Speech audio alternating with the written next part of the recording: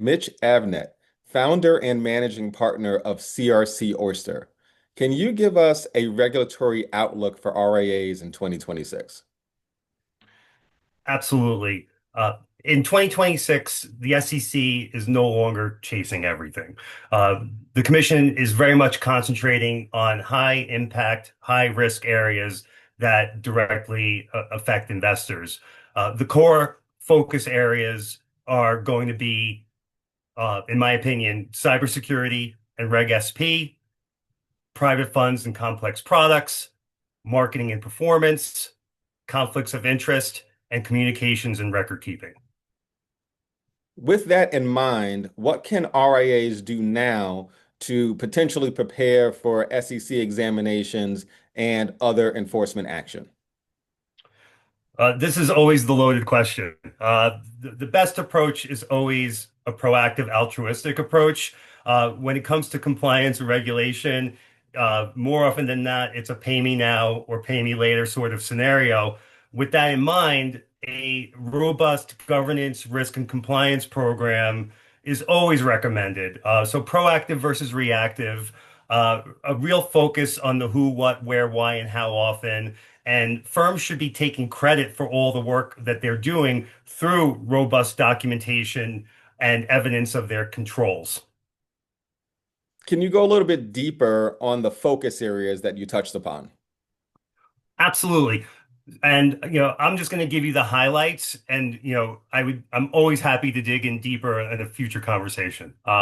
So from a cybersecurity and Reg SP standpoint, the commission is not just going to focus on policies, but they're going to look at breach readiness, vendor controls, and proof that data is actually protected.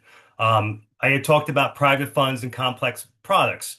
Always a focus. Valuation, fees, side letters, liquidity, and conflicts remain a top driver in terms of enforcement related matters.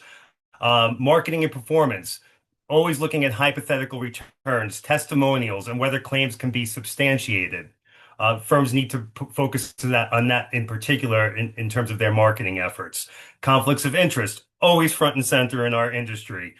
Some of the top, ones that come to mind: revenue sharing arrangements, rollovers, proprietary products, and how they're sold to customers or investors, and the compensation structures around those.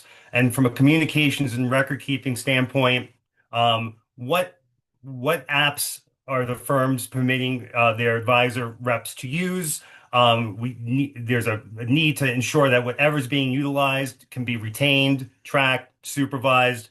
WhatsApp, Slack, AI tools, mobile devices are exam priorities. And as you know, these technologies are changing by the minute. So it's never a one and done exercise. It's very important to keep your eyes and ears on what's popular, what's trending, and ensure that none of your folks are using any of these technologies or tools unless the firm can capture, retain, and supervise them.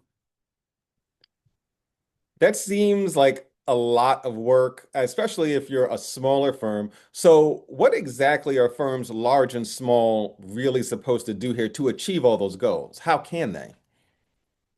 It's a great question. Naturally, larger firms have larger, more dedicated compliance teams and staff, while the smaller firms, it's often a shared responsibility.